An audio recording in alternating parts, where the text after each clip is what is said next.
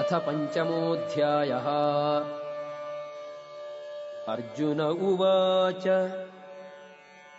सन्न्यासं कर्मणां कृष्ण पुनर्योगं च शंससि यच्छ्रेययेतयोरेकम् तन्मे ब्रूहि सुनिश्चितम्।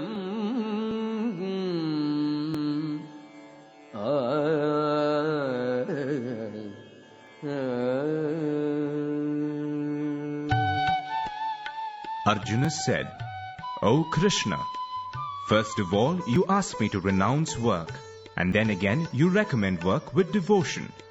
Now will you kindly tell me definitely which of the two is more beneficial? Shri Bhagavanuvāca Sannyāsaha karmayogascha nishreyasakaravubho tayostu karma sannyāsāt karmayogo vishishyate. Personality of Godhead replied, the renunciation of work and work in devotion are both good for liberation, but of the two, work in devotional service is better than renunciation of work. Jnēyaha sanitya sannyāsi yo nadveshti na kāṅkṣati nirdvandvo hi mahabhāgo sukham bandhāt pramuchyate. One who neither hates nor desires the fruits of his activities is known to be always renounced. Such a person, free from all dualities, easily overcomes material bondage and is completely liberated. O mighty armed Arjuna! Sankhya yoga prithak balaga pravadanti na panditaga ekamapyasthitaga samyak ubhayor vindate phalam. Only the ignorant speak of devotional service, karma yoga, as being different from the analytical study of the material world, Sankhya. Those who are actually learned say that he who applies himself well to one of these paths achieves the results of both. Yat Sankhyahi prapyate sthanam tad yogairapi gamyate ekam Sankhyam cha yogam cha yapashyati sapashyati. One who knows that the position reached by means of analytical study can also be attained by devotional service, and who therefore sees analytical study and devotional service to be on the same level, sees things as they are. Sannyasastu mahabāho dukkhamāptum ayogataha yoga yukto munihi brahma nachirenādhigacchati. Merely renouncing all activities, yet not engaging in the devotional service of the Lord cannot make one happy. But a thoughtful person engaged in devotional service can achieve the supreme without delay. Yoga yukto vishuddhatma vijitatma jitendriyaha sarvabhutatma bhutatma kurvannapi na lipyate. One who works in devotion, who is a pure soul, and who controls his mind and senses is dear to everyone, and everyone is dear to him. Though always working, such a man is never entangled. नैव किञ्चित् करोमीति युक्तो मन्येत तत्त्ववित् पश्यन् शृण्वन् स्पृशन् जिघ्रन् अश्नन् गच्छन् स्वपन् श्वसन् प्रलपन् विसृजन् गृह्णन् उन्मिषन् निमिषन्नपि इन्द्रियाणि इन्द्रियार्थेषु वर्तन्त इति धारयन्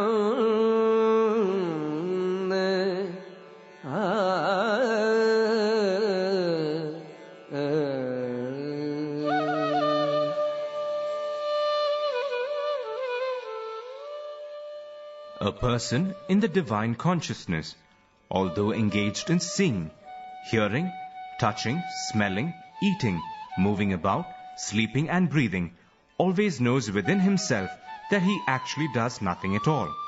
Because while speaking, evacuating, receiving or opening or closing his eyes, he always knows that only the material senses are engaged with their objects and that he is aloof from them.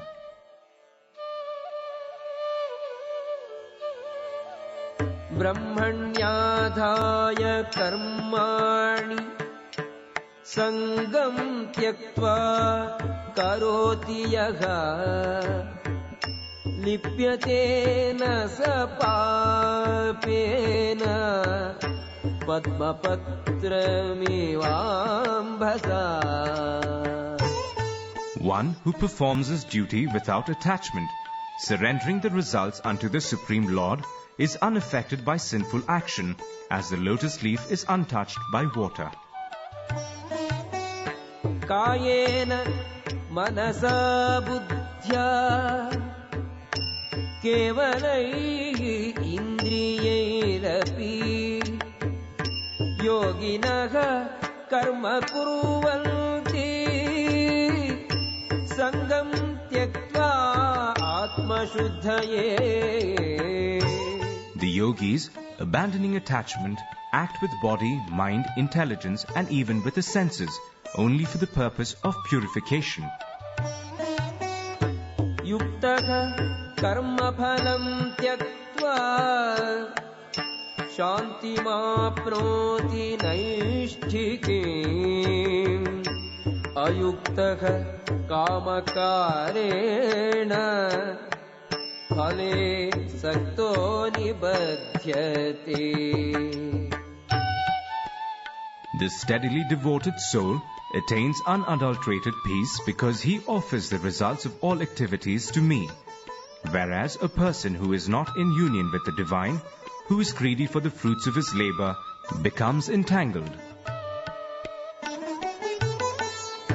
सर्वकर्माणि मनसा सन्न्यस्यास्ते सुखं वशी नवद्वारे पुरे देहि नैव कुर्वन् कारयन्. When the embodied living being controls his nature and mentally renounces all actions, he resides happily in the city of 9 gates, the material body, neither working nor causing work to be done. न कर्तृत्वं न कर्माणि लोकस्य सृजति प्रभुः न कर्म फलसंयोगम् स्वभावस्तु प्रवर्तते. The embodied spirit, master of the city of his body, does not create activities, nor does he induce people to act, nor does he create the fruits of action. All this is enacted by the modes of material nature. नादत्ते कस्यचित् पापम् न चैव सुकृतं विभुः अज्ञानेनावृतं ज्ञानो jantavaha. Nor does the Supreme Lord assume anyone's sinful or pious activities. Embodied beings, however, are bewildered because of the ignorance which covers their real knowledge. Jnanena tu tadajnanam yesham nashitam atmanaka tesham adityavajnanam prakashayati tatparam. When, however, one is enlightened with the knowledge by which nescience is destroyed, then his knowledge reveals everything, as the sun lights up everything in the daytime. Tadbuddhayaha tadatmanaha tannishtaha tatparayanaha gacchanti apunaravrtyum jnana nirdhuta kalmashaha.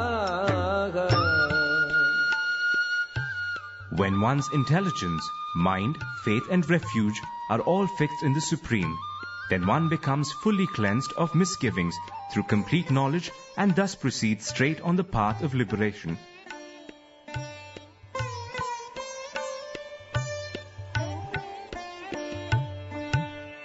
Vidya vinaya sampanne brahmane gavihastini shuni chaiva shvapakecha panditaha samadarshinaha.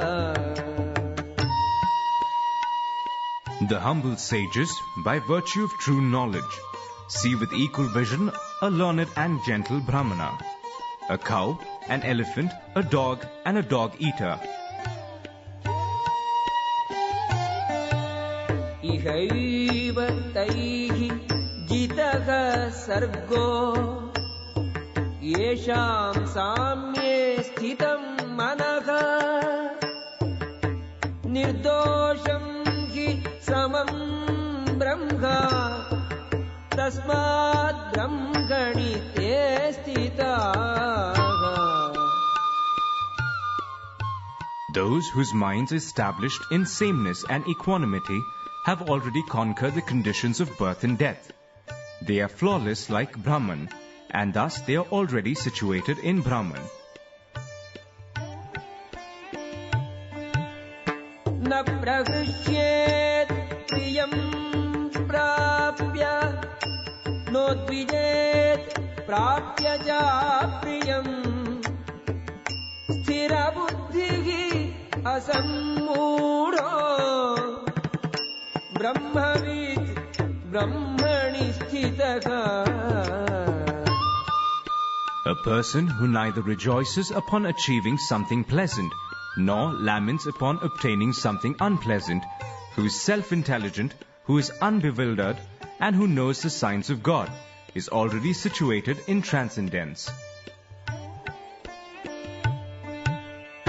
Bhakya-sparsheshu asaktatma vindati atmani yat sukham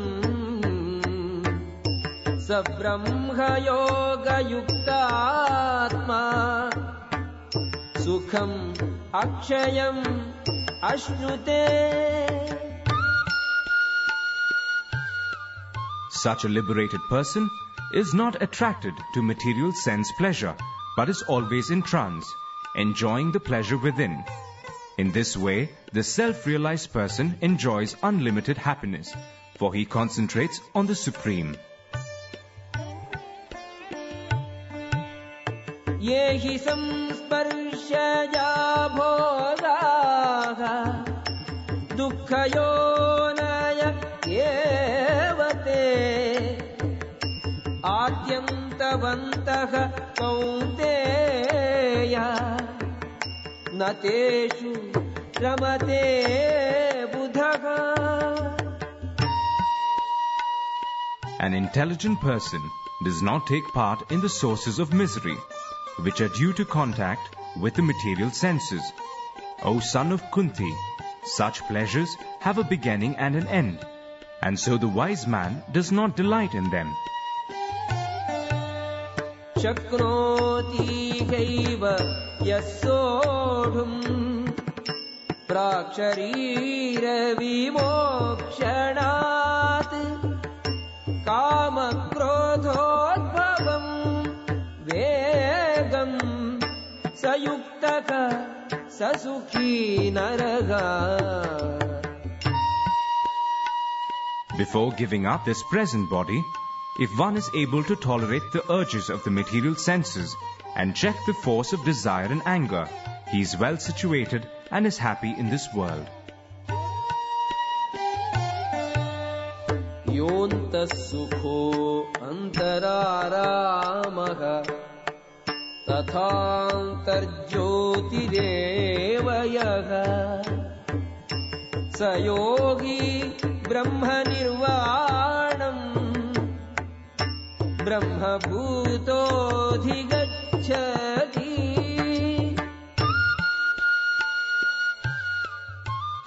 One whose happiness is within, who's active and rejoices within, and whose aim is inward is actually the perfect mystic. He is liberated in the Supreme, and ultimately he attains the Supreme.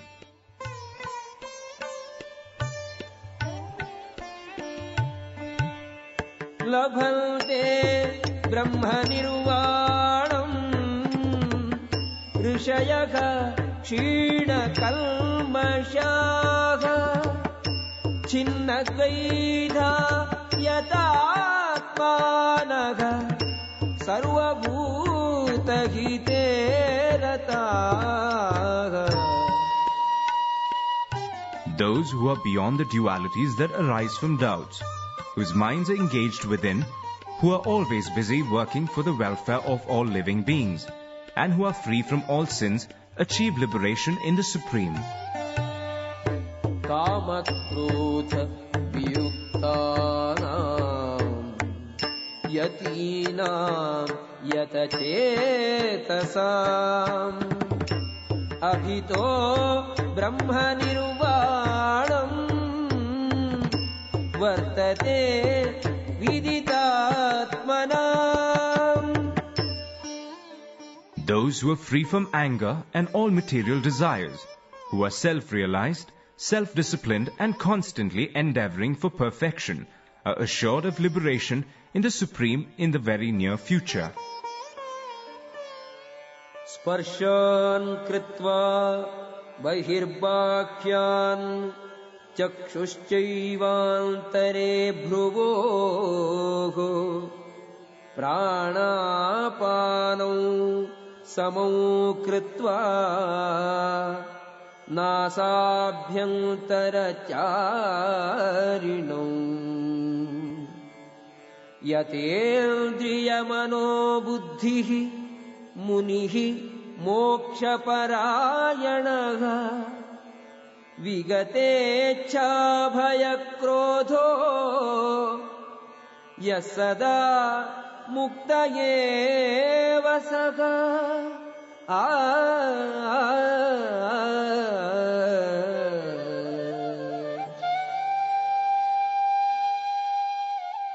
Shutting out all external sense objects, keeping the eyes and vision concentrated between the two eyebrows, suspending the inward and outward breaths within the nostrils, and thus controlling the mind, senses and intelligence, the transcendentalist, aiming at liberation, becomes free from desire, fear and anger. One who's always in this state is certainly liberated.